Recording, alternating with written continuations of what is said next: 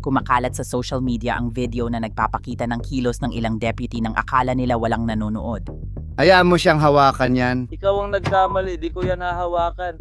Sumpa man kay God, gusto ko sanang ilagay yan sa anak mo pero hindi ko kaya. Pagdating ng video sa opisina ng taga-usig, nauwi ito sa pag-aresto ng deputy.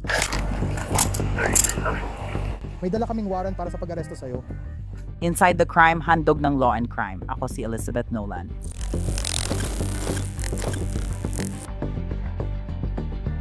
Sa Law and Crime, gamit namin ang Street Finder para mabilis maghanap ng public records. Pwede rin gamitin ang Truth Finder para makita ang address, kasaysayan ng krimen at iba pa. Ito ang pangunahing gamit namin sa pag-check at isa sa pinakamalaking search services sa Estados Unidos. Sa pamamagitan ng subscription, makakakuha ka ng walang limitasyong kumpidensyal na paghahanap para i-check ang mga bagong kapitbahay, suriin ang mga taong nakikilala mo online, o hanapin ang isang tao na gusto mong makausap muli, pati na rin tingnan ang mga rehistradong sex offenders sa paligid o gumawa ng background check kahit sa sarili mo. Manatiling informed at ligtas, gamitin ang Truth Finder now sa www.truthfinder.com. Naka-duty ang mga deputy ng sheriff nang mangyari ang insidente. May isang deputy na tumututol, sinasabing hindi ito hiwalay na insidente kundi bahagi ng isang pattern. Ginoong Gomez, kung gusto mong makipag-usap, magparamdam ka. Para maintindihan ito, pumunta tayo sa Grant County, New Mexico noong Agosto 16, 2024 malapit sa Hachida, maliit na bayan 4 na oras mula Albuquerque. Noong gabing iyon, 2 deputy, ang sarhento at isang corporal ay naka-duty nang matagpuan nila ang batang kuneho. Sinubukan ng deputy na ilipat ito mula sa kalsada.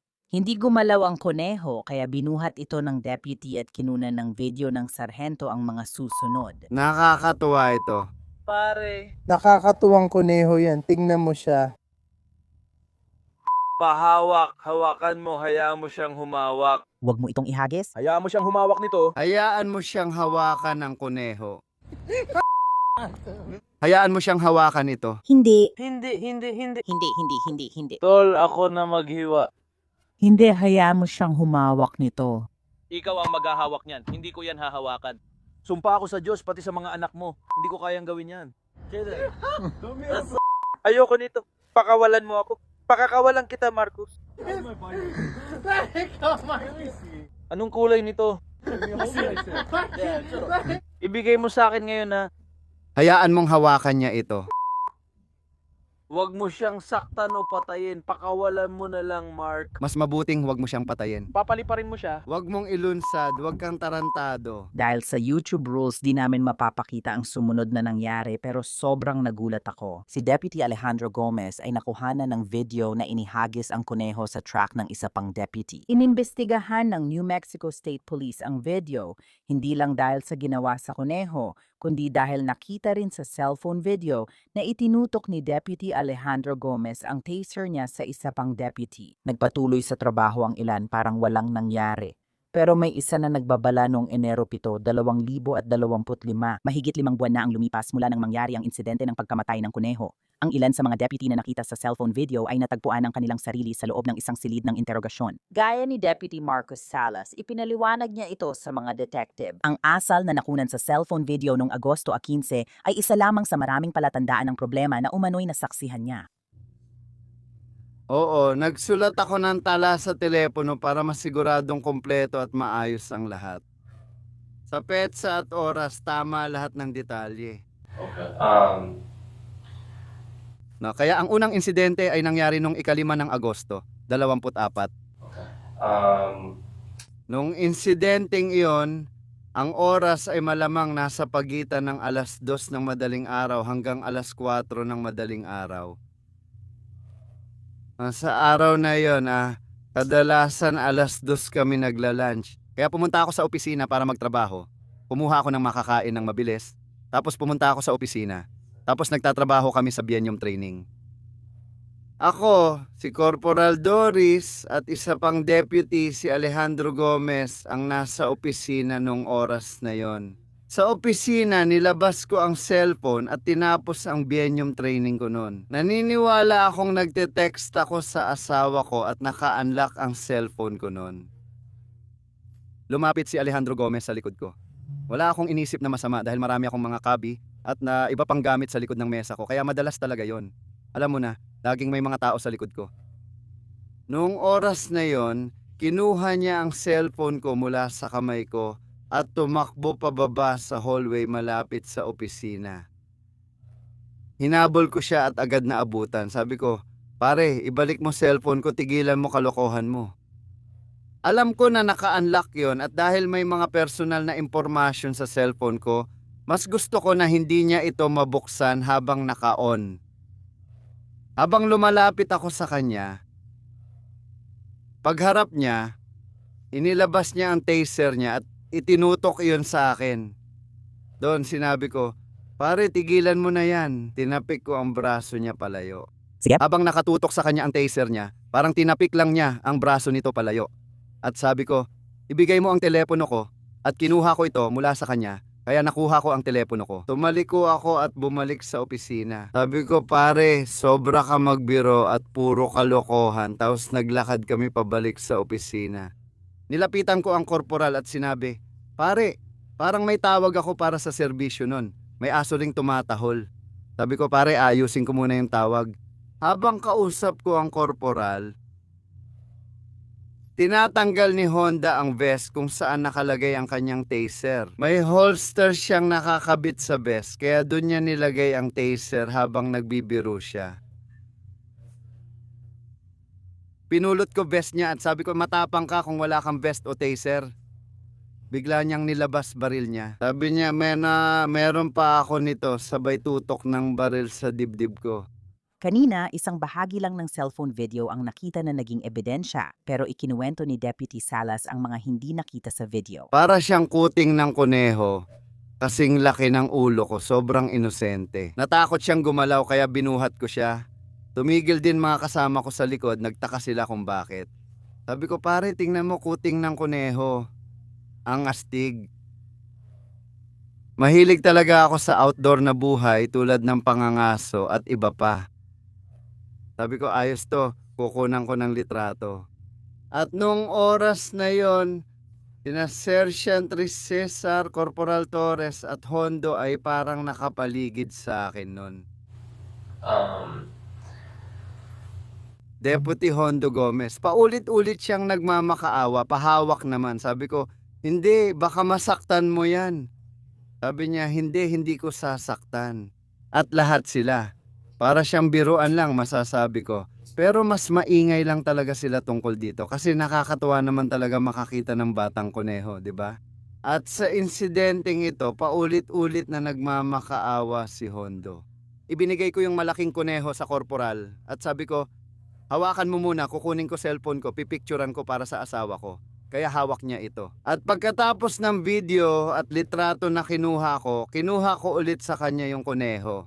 Tapos nung mga oras na yon, si Hondo ay paulit-ulit na nangungulit. Parang, pahiram nga, tingnan ko lang sabay abot sa akin.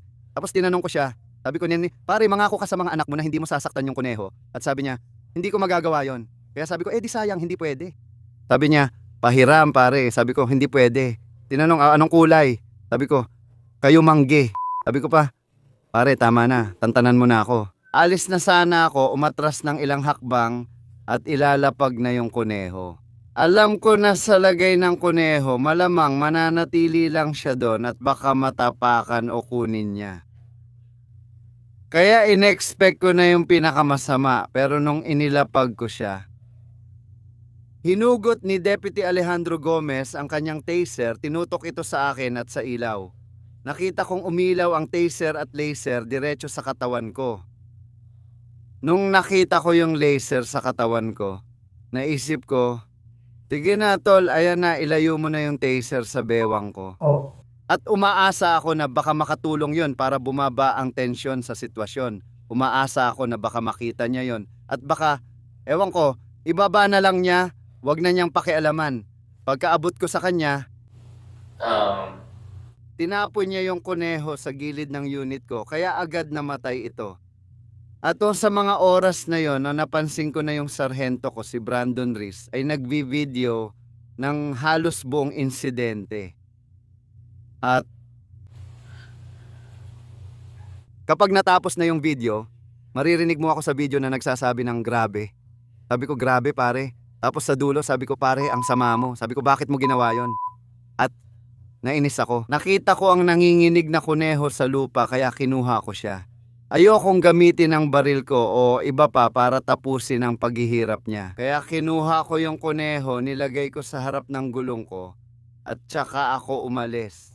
Galit na galit ako sa buong nangyari. Sinabi ni Deputy Salas sa investigador na inasahan niyang tutulong ang sergeant pero walang nangyari. Noong Setyembre, nagsampa siya ng reklamo sa superior. Tinawagan ko siya at sinabi, alam mo, pagod na ako sa kalokohan dito sa crew. Gusto ko nang umalis, pwede mo ba akong ilipat? Pwede po bang ilipat ako sa day shift o iba pang pwesto? Noong oras na yon, sinabi ko sa kanya halos pareho ng sinabi ko sa inyo. At sabi niya, alam mo, titingnan namin yan, alam mo. Sabi niya lang, alam mo, magkakaroon ng internal investigation na bubuksan.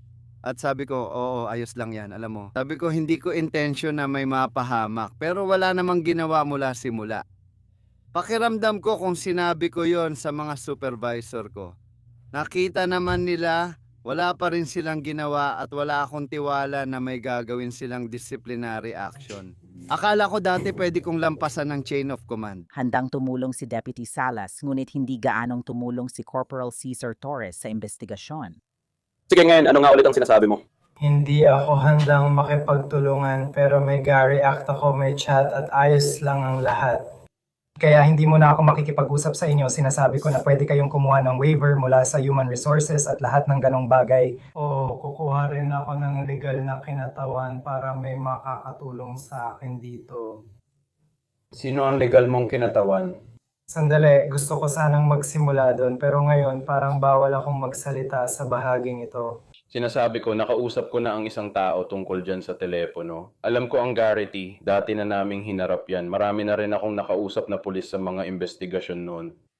Hindi kita papayagang magtago. Kung ayaw mong magsalita, ayos lang pero magpakatapat ka. Hindi ka tumutulong at okay lang iyon. 100% akong nakikipagtulungan sa'yo.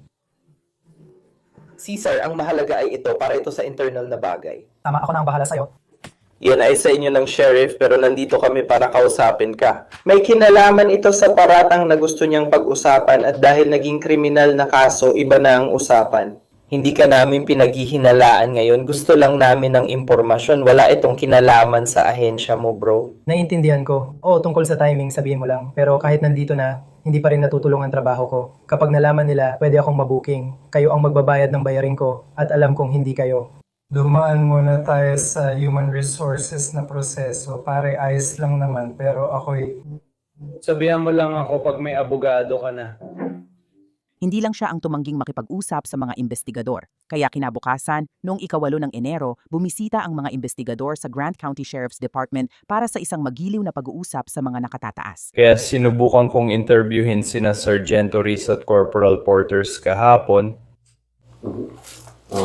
Nag-decision silang di magpa-interview. Binanggit nila paglabag ng ahensya. Pakiramdam nila ay itatakwil sila ng Grant County kung magbibigay sila ng pahayag sa pulisya ng estado. Yun ang sinabi nila. Oo, sinusubukan nilang isali ang Union kaya sinasabi nila yon kasama si Garrity at iba pang mga papeles. Kaya malinaw naming sinabi na administratibo yon para sa inyo, mga bagay ninyo yon tulad namin. Tinitingnan namin ang ibang bagay tungkol sa insidente sa video at iba pang bagay at isang pahayag mula sa kanila. Alam mo, hindi yun naaangkop sa amin. Alam mo kung nasaktan man sila or na-offend o hindi. O ibig kong sabihin, gusto lang talaga nila ng karapatan sa abogado. Ayos lang yun, alam mo. Siyempre, pinapayagan silang gawin yon at may karapatan sila doon. Pero Hindi naman nila sinabi na kailangan nila ng abogado, nag-aalala sila tungkol sa ahensya. Gets mo? Kaya imbis na sabihin na, uy, alam mo pare, kukuha na lang ako ng abogado tapos saka tayo mag-usap. Oo, magsiset up tayo ng interview. Kaya lang, ang sinasabi lang nila, hindi sila pwedeng magsalita dahil may clause sa mga papeles na pinakita sa amin na nagsasabing hindi sila pwedeng magsalita dahil sa pagiging confidential. At binabanggit nila na ang departamento ng sheriff, malamang si Garrity ang tinutukoy nila. Oo. At ulit, sinabi namin, uy, administratibo yan, ibig kong sabihin, sundin nyo ang mga protocol at pulisya nyo dyan. At parang, Kung paano gumagana si Garrity. Kapag nagkaroon sila ng internal investigation, meron silang kailangan nilang sumunod at pumasok doon. Oo, at kapag siguro pwede silang makipag-usap, may mga karapatan silang pwedeng gamitin kapag kausap ang pulisya ng estado o ibang ahensya. Ang kautusan, alam mo, karapatan nila yon, alam mo. At ang pinaka-importante, sinusubukan lang talaga nilang bigyan kayo ng citation. Kaya sa tingin ko, kung lumapit lang sila at ipinaliwanag sa amin na, uy, pakinggan mo pare, medyo hindi ako komportable makipag-usap. Kukuha na lang kami ng abogado. Ayos lang pare, naintindihan namin. Pero ulit, pareho lang silang tumutukoy sa departamento ng sheriff. Oo, Sa tingin ko, dahil napag-usapan na sila dati, may internal na investigasyon na ginawa tungkol doon at may mga action na ginawa ng sheriff at lahat kaya na-resolve na ito sa situasyong ito. sige. Siguro kaya nila ginagawa yon, nagpapanik sila at may pinagdadaanan dahil kagagaling nila sa matinding internal. Tinanong niyo siya at sabi niya, oo, pwede niyong kausapin sila, wala akong problema. Alam mo yon, pero parang sinasabi ko sa'yo, karapatan nila yon. Gets mo ba ang ibig kong sabihin? Alam mo, Na gamitin ang kanilang ikalimang karapatan at mga karapatan sa wika at mga ganong bagay. Diba tayo, ayos lang yun. Mas okay sana kung diretsong sinabi nilang hindi. nalilito sila tungkol sa kasunduan sa pagiging confidential sa county at sa kanilang posisyon. Ganun ang tunog niyon. Kailangan lang nating ipaliwanag sa kanila. Alam ko na yun ang sinabi nila sa akin kahapon na parang pwede ba nating pag-usapan to? Hindi ko masasabi sa inyo kasi hindi ko rin alam ang sagot. Kaya nagtanong kami sa ibang tao para malaman. Wala pa kaming sagot hanggang ngayon. Kaya yun ang inaasikaso namin para sa inyo dito sa panig na to. Sige. Kaya nakikipagtrabaho kami sa... Kinuha namin ang sagot para komportable sila. Sige. Tinutulungan namin kayo. Magaling. Tinanong ko siya kung gusto nilang makipagtulungan sa mga iyon. Oo raw, pero may kasunduan sa kumpidensyalidad. Sabi ko, aalamin ko muna ang sitwasyon bago magpatuloy. Nasa yugto kami na iyon ngayon. Sige. Ayos lang yan. Matapos lumabas ang video sa social media, pansamantalang tinanggal sa trabaho si Alejandro Gomez. Pagkalipas ng 2 linggo, bumalik ang mga investigador sa tanggapan ng sheriff ng Grant County para arestuhin siya.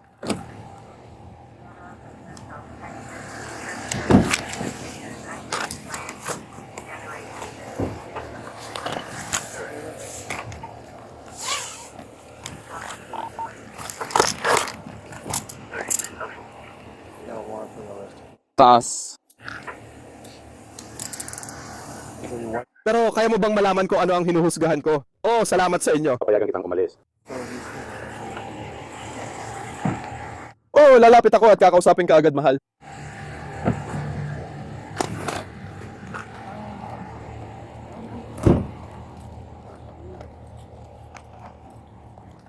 Sampu 13. Ang mga pamamaraan ay naninirahan sa Silicon.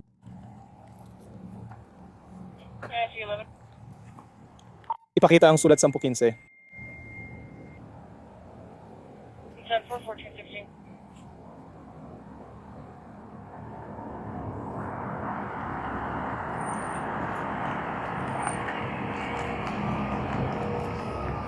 Sige po, ma'am.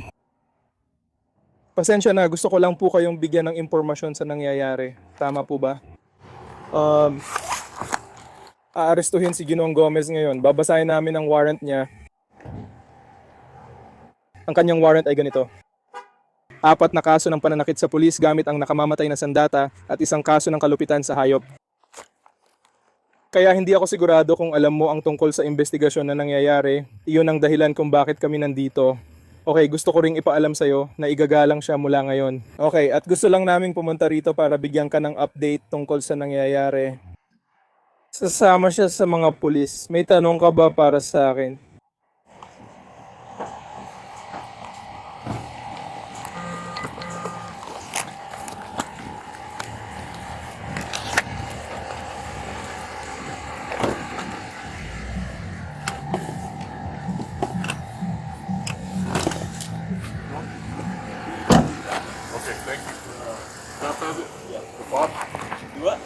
Oo, maaring maging ganun ang bahay ko. Oo. Sinabi ko na...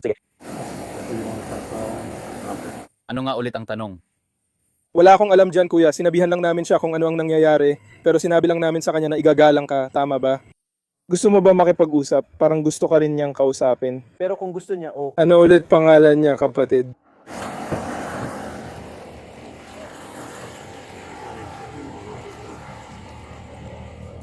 Ma'am, gusto mo bang makausap siya? Gusto lang niyang malaman kung gusto mo siyang kausapin. Sabi niya, sige.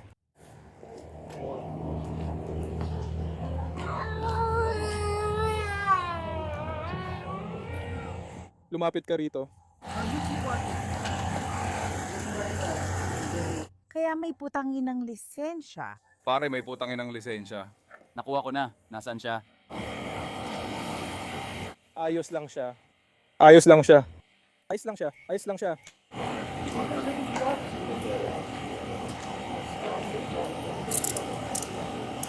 Yan ba ay itlog ng pabo? O kamay o mahal kita.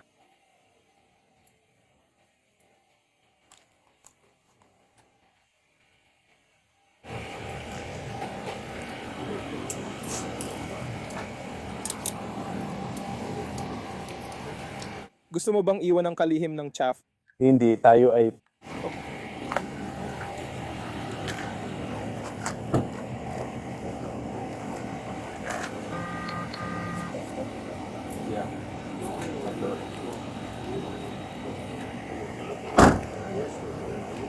Alis na lang, nilagay ko ang kanyang pitaka kung makakatulong. Hindi ito ang gusto mo. Tol, huwag mo siyang kausapin. Ikaw yon.